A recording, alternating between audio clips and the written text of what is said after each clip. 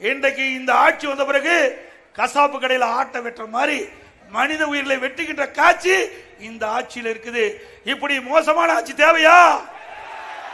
அனைத்து இந்திய அண்ணா திராவிட முன்னேற்ற கழகம் சட்ட ஒழுங்கு பாதுகாப்பிலே இந்தியாவிலேயே முதன்மை வகித்தது.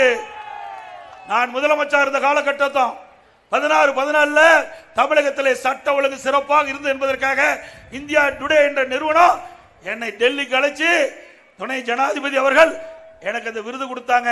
அப்படி சிறப்பான ஆட்சி செய்த மாநிலம், அமைதியாக இந்த மாநிலம் இன்றைக்கு அமைதி இழந்து காட்சி அளிக்குது.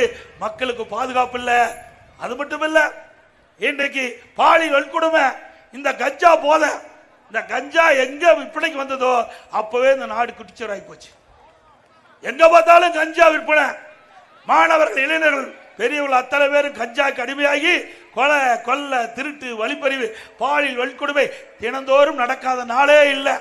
அப்படிப்பட்ட மோசமான ஆட்சி தேவையா? இந்த ஆட்சி வந்த பிறகு 4 வருஷத்துல 7737 கொலை நடந்திருக்குது. இந்த 6 மாசத்துல மட்டும் 730 கொலை நடந்திருக்குது. 6 மாசத்துல 730 கொலை.